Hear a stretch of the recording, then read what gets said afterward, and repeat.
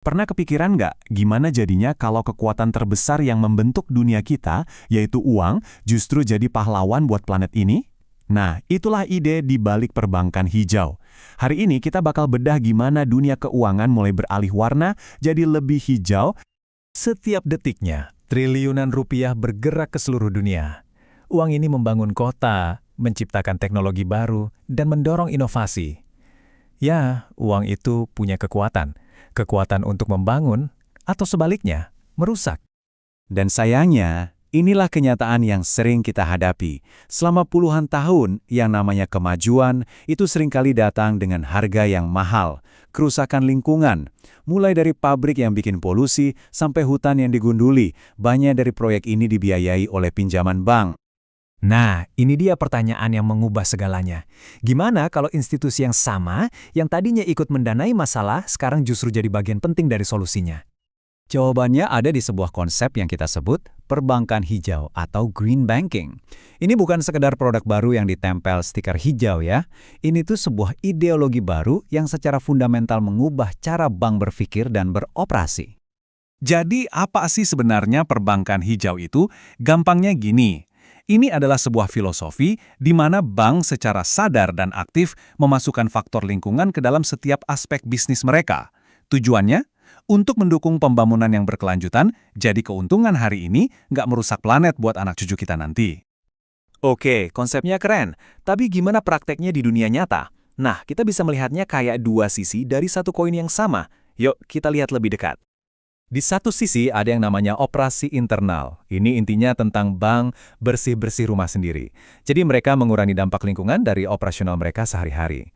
Di sisi lain yang dampaknya jauh lebih besar adalah pembiayaan eksternal. Nah, disinilah bank memakai kekuatan finansial mereka untuk menghijaukan dunia dengan mempengaruhi proyek dan industri yang mereka biayai. Kita mulai dari operasi internal dulu ya. Ini adalah langkah-langkah praktis yang mungkin udah sering Anda lihat. Contohnya mendorong layanan paperless kayak e-banking atau e-statening, terus ada ATM yang pakai tenaga surya, merancang kantor cabang dengan konsep bangunan hijau yang hemat energi, dan ya secara umum mengurangi pemakaian listrik dan air. Nah, sekarang bagian yang paling seru, pembiayaan eksternal. Disinilah dampak terbesarnya terasa. Bank bisa menawarkan kredit hijau untuk proyek-proyek energi terbarukan atau menerbitkan obligasi hijau untuk mendanai infrastruktur yang ramah lingkungan. Dan yang paling krusial, mereka mulai melakukan penilaian risiko lingkungan. Artinya, proyek yang berpotensi merusak alam bakal lebih susah atau bahkan lebih mahal untuk dapat pinjaman. Mungkin Anda sekarang berpikir, oke, ini semua kedengaran bagus buat planet, tapi banknya gimana? Untung nggak? Nah, disinilah perbankan hijau itu jadi sangat cerdas. Ini bukan lagi soal program CSR atau pencitraan semata, tapi ini adalah strategi bisnis yang solid. Manfaatnya itu dua arah, win-win solution. Buat planet, jelas ya, emisi karbon berkurang, kita jadi lebih dekat ke target pembangunan berkelanjutan. Tapi buat bank itu sendiri, ini juga berarti untung. Profitabilitas bisa naik karena operasional lebih efisien, risiko kredit macet berkurang karena mereka menghindari proyek-proyek bermasalah, dan tentu saja reputasi mereka jadi jauh lebih baik di mata nasabah dan investor. Tentu saja, mengubah total model bisnis itu nggak gampang.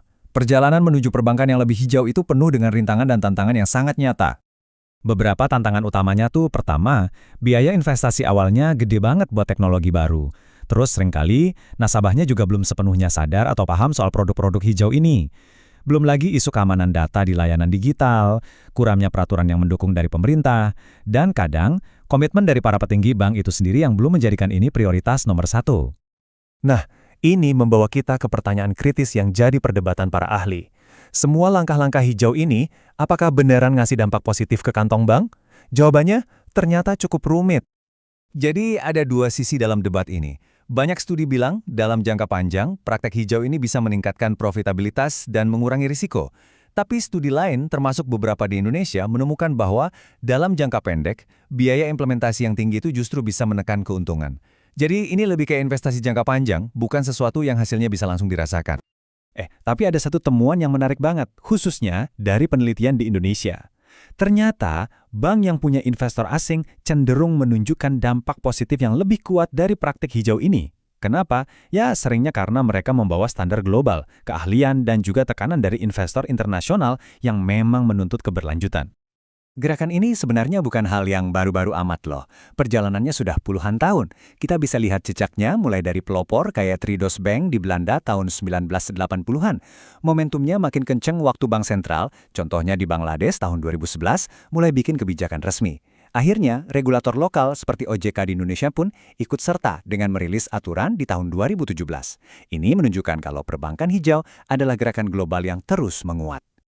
Biar kebayang seberapa serius beberapa negara menangani ini, lihat deh contoh dari Bangladesh.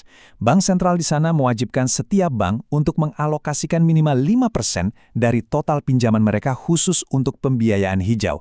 Itu bukan angka kecil, dan itu adalah kebijakan tegas dengan dampak yang nyata. Jadi, kita kembali ke pertanyaan besar di awal. Perbankan hijau ini jelas sebuah langkah yang sangat kuat ke arah yang benar. Ia mencoba menyelaraskan kekuatan finansial dengan kesehatan planet kita.